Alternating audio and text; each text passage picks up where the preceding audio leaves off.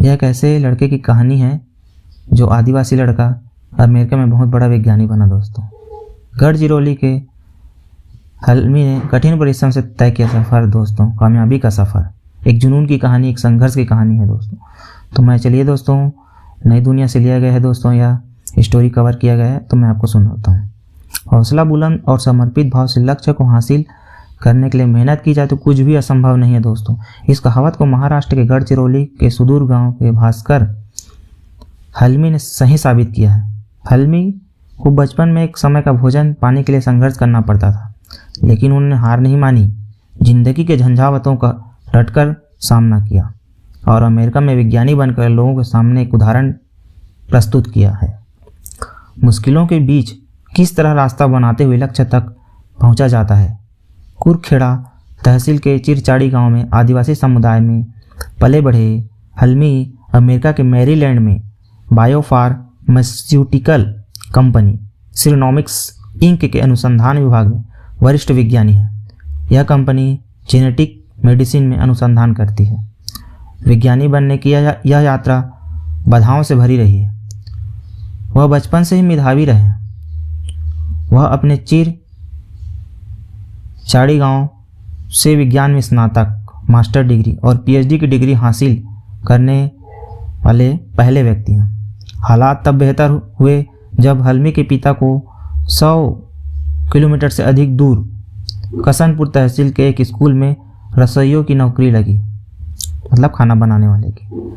हल्मी ने कसानपुर के एक स्कूल में पहली कक्षा से चौथी कक्षा तक पढ़ाई की। जो हल्मी है दोस्तों, उन्होंने कसानपुर के एक स्कूल में पहली कक्षा से चौथी कक्षा तक की पढ़ाई की। इसके बाद उन्होंने छात्रवृत्ति परीक्षा पास कर यवतमाल के सरकारी विद्या निकेतन केलापुर में 10वीं कक्षा तक पढ़ाई की।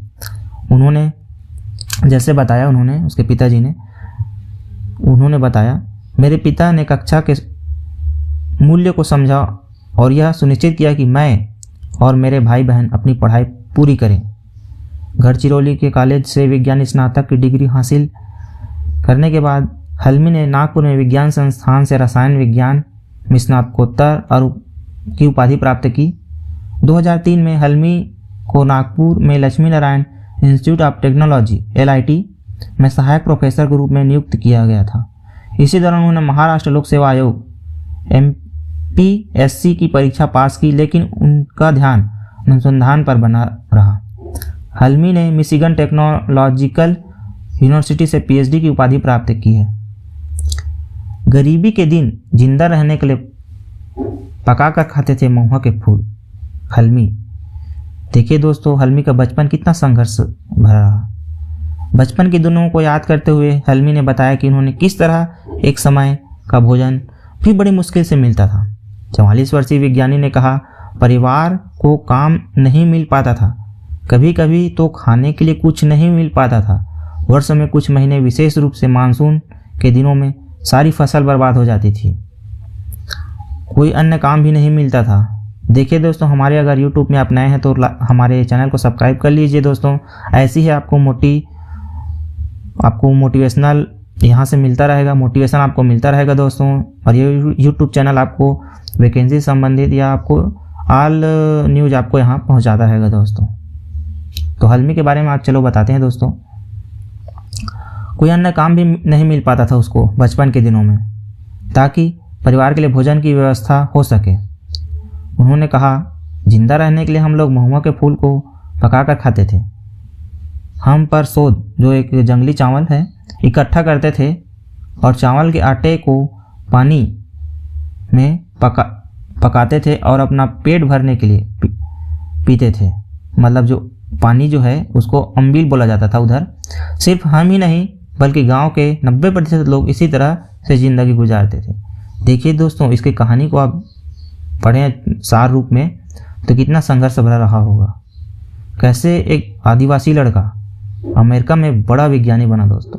सोचिए दोस्तों, हम लोगों को आजकल भोजन मिल रहा है घर से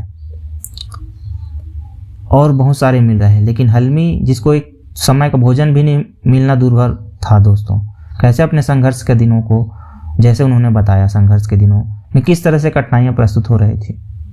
तो आप हार मत मानिए दोस्तों, आप अपने संघर्ष को जारी रखें दोस्तों, और आप अपने लक्ष्य तक जरूर पहुँचे दोस्तों। अगर हमारे यूट्यूब चैनल को आप सब्सक्राइब कर ले दोस्तों, जिससे आपको ऐसी ही मोटिवेशनल स्टोरीज आपको मोटिवेशन के लिए मोटिवेशनल स्टोरीज यहाँ पर मिलती रहेंगी दोस्तों। तो दोस्तों मेरे चैनल को लाइक करें, सब्सक्राइब करें और शेयर कर दीजिए दोस्तों। धन्यवाद दोस्तों, जय हिंद।